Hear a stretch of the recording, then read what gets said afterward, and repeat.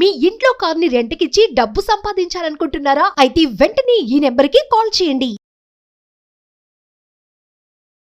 Suman TV ప్రేక్షకులకి మీ నాగరఘు నమస్కారాలు. రకరకాల లీగల్ ఇష్యూస్ని ప్రామాణికంగా తీసుకొని దాని మీద ఉన్నత న్యాయస్థానాల తీర్పులు, ఇటువంటి పరిస్థితులు, వాటి యొక్క పురోగమనాల గురించి మనం చాలాసార్లు సుమన్ టీవీ ద్వారా తమరికి తెలియజేయటం అయింది. అంటే ఇప్పటివరకు భారతదేశంలో ఉన్న ఏ చట్టాలైనా, డొమెస్టిక్ వైలెన్స్ కానివ్వండి, 498A కానివ్వండి, అలాగే మెయింటెనెన్సు, డొమెస్టిక్ వైలెన్స్లో ఉన్న పలు రకాలైన రిలీఫ్లు, ఇవన్నీ ఉమెన్ ఫ్రెటర్నిటీకే ఫేవర్గా ఉన్నాయి. అలాగే మొదటి నుంచి భారతదేశంలో స్త్రీని కొంచెం ఇబ్బందులకు గురి చేస్తున్నారు కాబట్టి వారి భద్రతకి తగిన ప్రాధాన్యత కల్పించాలనే ఉద్దేశంతో చేసిన చట్టాలు చాలా సందర్భాల్లో అవి మిస్యూజ్ అవుతున్నట్టుగా న్యాయస్థానాల దృష్టికి తీసుకువెళ్ళటం జరుగుతుంది. అంటే ఎక్కువ శాతం భార్యలందరూ తమని వేధిస్తున్నారని, రకరకాల ప్రలోభాలకి మమ్మల్ని గురి చేసి గొంతెమ్మ కోరికలు కోరి, ఈ గొంతెమ్మ కోరికలు తీరిస్తే కానీ మీతో కాపురం చేయమని, కాపురానికి రావద్దని చేస్తున్నారని చెప్పి వాళ్ళని కాపాడే చట్టాలు ఉన్నాయి. కానీ అదేవిధంగా, ఎందుకంటే రెండు చెట్లు కలిస్తేనే చప్పతులు అని చెప్పి అన్నట్టుగా చాలా సందర్భాల్లో అబ్బాయిలు కూడా బాధపడుతున్న సందర్భాలు చాలా ఉన్నాయి. కానీ అబ్బాయిలు బయటికి ఎందుకు చెప్పుకోలేరు అంటే, because of social stigma. They are very much afraid of social stigma. అంటే నా భార్య నన్ను ఇబ్బంది పెడుతుంది, నా భార్య నన్ను తిడుతుంది, కొడుతుంది అని ఆడవాళ్ళు చెప్పినట్టుగా, first of all there is no mechanism which are in favour of men whenever they are facing this kind of harassment from the hands of the women. రెండోది, మొదటి నుంచి మంది మేల్ డామినేటింగ్ సొసైటీ అని అనబడుతుంది కాబట్టి, అంటే లిటరలీ స్పీకింగ్ ఈ చట్టాలు ఏవైతే ఉమెన్కి ఫేవర్గా ఉన్నాయో వాటిని దృష్టిలో పెట్టుకుంటే మంది మేల్ డామినేటింగ్ సొసైటీ అని అనడానికి అవకాశం లేదు.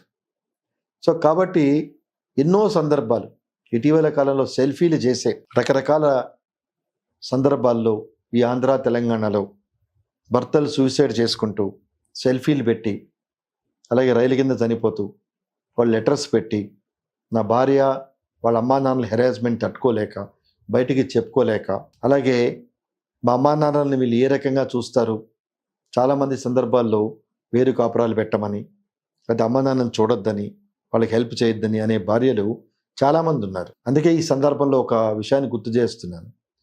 ఎప్పుడైతే భార్య భర్తని వేరు కాపురం పెట్టాలి అని ప్రోత్సహిస్తుందో, that is itself is a cause for getting divorce under cruelty అని పలు సందర్భాల్లో ఉన్నత న్యాయస్థానం చెప్పడం జరిగింది. సర్వోన్నత న్యాయస్థానం. అంటే తల్లిదండ్రులు పిల్లల్ని కానీ, ఆడగాని మొగ్గాని, వాళ్ళ అవసరమైన పరిస్థితుల్లో వీళ్ళు కాపాడుతారు, వాళ్ళ మంచి చెడు చూస్తారనే ఉద్దేశంతో అనేక రకాల కష్ట నష్టాలకు ఓర్చుకొని పిల్లల భవిష్యత్తు కోసం తాపత్రయపడుతున్న తల్లిదండ్రులకి వివాహం అయిన తర్వాత, అంటే ఒక కొత్త పర్సన్ ఫ్యామిలీలో ఎంటర్ అయ్యి మొత్తం she's capable enough to change the entire scenario of the husband's family.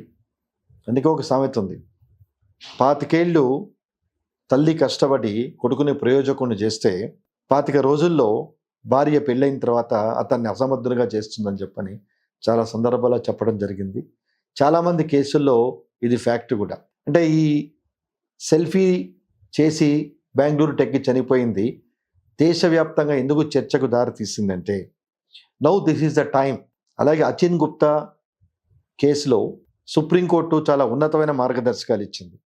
అంటే పాత 498A ఐపీసీని కొత్త లేటెస్ట్ సెక్షన్ 85, 86 BNS కింద దాన్ని రివ్యూ చేయమని చెప్పని కేంద్ర ప్రభుత్వాన్ని అడగటం జరిగింది. అంటే క్రూయాలిటీ అనేది it is a very wide define. It need not be a physical cruelty. It may be a mental cruelty also by virtue of using or abusing or making comments about various aspects of a woman. So మానసిక ఒత్తిడి తీవ్రత కూడా క్రూరత్వం కింద వస్తుందని పలు సందర్భాల్లో చెప్పడం జరిగింది. కానీ క్రూయాలిటీ ఏ రకంగా అప్లై అవుతుందన్నది again it depends on case to case basis. ఒక చిన్న ఉదాహరణకు తీసుకుంటే, నా దృష్టికి వచ్చిన కేసులో, అంటే అతను బ్రాహ్మణ్ కమ్యూనిటీకి చెందినవాడు, అమ్మాయి ఎస్సీ కమ్యూనిటీకి చెందిన అమ్మాయి. Both are software engineers. 8 years ప్రేమించి పెళ్లి చేసుకున్నారు. ఇప్పుడు వాళ్ళకి 4 సంవత్సరాల అబ్బాయి కూడా. డిస్ప్యూట్స్ వచ్చి అమ్మాయి విడిగా వెళ్ళిపోయి now she's threatening the husband as if she's going to file SC atrocities case against her husband. ఎంత పిటి అండి. అంటే 8 సంవత్సరాల్లో ప్రేమించి పెళ్లి చేసుకున్న అబ్బాయి ఈరోజు డిస్ప్యూట్స్ వచ్చినాయని నన్ను కులం పేరుతో దూషిస్తున్నాడు, నన్ను ఇబ్బందులు పెడుతున్నాడు అని కేసు వేస్తానని చెప్పి బెదిరిస్తున్నది అంటే it is nothing but misusing the power, misusing the safe guards granted by the constitution in favour of women. ఎందుకంటే 8 సంవత్సరాల్లో ఏ సందర్భాలు లేవు. ఆమెని క్యాష్తో దూషించాడని కానీ ఆమెను నెగ్లెక్ట్ చేశాడని కానీ లేవు.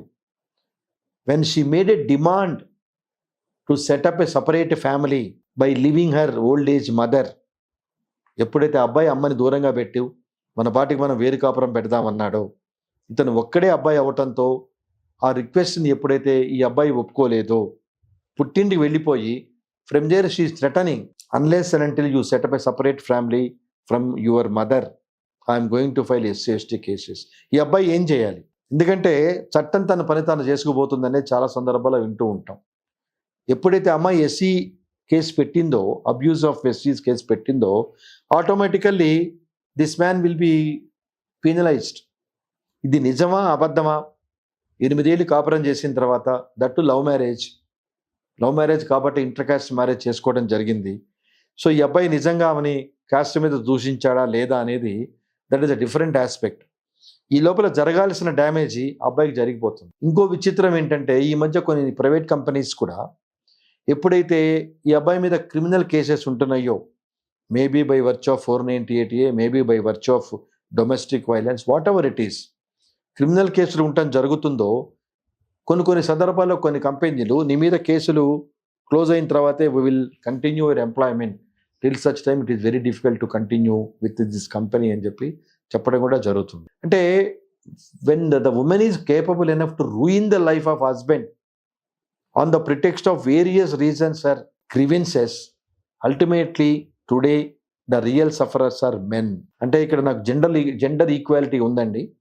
ఈ కార్యక్రమం ద్వారా I'm not differentiating men and women, but విమెన్కి ఇచ్చిన safeguards, how they are going to misuse, how they are not going to కాదు, how they are misusing and how the husband and her parents and relatives are suffering అనేది రీసెంట్గా supreme court justice Nagarathna, justice Koteshwar Singh జడ్జిమెంట్లో దాన్ని సుదీర్ఘంగా తీర్పు ఇవ్వటం జరిగింది. అంటే all complaints filed under 498A, those that are not deserve for carrying out to the extent of trial. ఎందుకంటే ఒక క్రిమినల్ కేసు మన మీద వేశారు అంటే irrespective of gravity of the case we are on criminal records. So ఎప్పుడు మన పేరు కొట్టిన లేటెస్ట్ టెక్నాలజీ వల్ల మన పేరు కొట్టగానే మన మీద ఏం కేసులు ఉన్నాయి అనేది ఆటోమేటిక్ ఇన్ఫర్మేషన్ వచ్చేస్తుంది. సో ఎంప్లాయ్మెంట్లో కూడా ఒక కాలం ఉంది. Are you ever involved in criminal cases, have you ever involved in arrest, have you ever involved in cases అనేది కూడా రాయటం జరుగుతుంది. కానీ దౌర్భాగ్యమైన పరిస్థితి ఏంటంటే చట్టాలు ఇంత బలంగా ఉన్నా కూడా పోనీ వీళ్ళు 498A వేసి ప్రూవ్ చేయగలుగుతున్నారా? చాలా తక్కువ. The percentage very meagre. The success rate in 498A in favor of women is very meager. కానీ ఈ లేటెస్ట్గా వచ్చిన ఈ అతుల్ సింగ్ ఇష్యూస్లో ఎప్పుడైతే ఉన్నత న్యాయస్థానం 498A డొమెస్టిక్ వైలెన్స్ మిస్యూజ్ కాబడుతున్నది, the real sufferers are not only women, men also equally suffering from the hands of women అనేది రియలైజ్ అయిందో, centre considered public interest litigation filed by one of the advocates to consider these facts and circumstances stated in his letter by the person who committed suicide from Bangalore. Namaskaram.